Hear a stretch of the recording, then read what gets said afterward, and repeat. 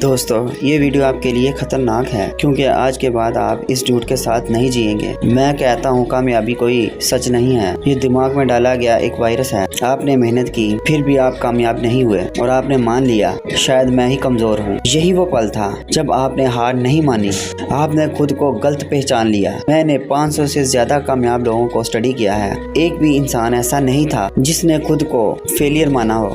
मैं हमेशा ही कहता हूँ फेलियर एक ऐसा सिस्टम है, आप फेल नहीं होते, आप बल्कि अपडेट होते हैं, प्रोग्राम होते हैं। स्कूल ने आपको सिखाया कि गलती करना शर्म की बात है और लोगों ने आपके जहन में ये बात डाली कि गरीबी ही इंसान की किस्मत है।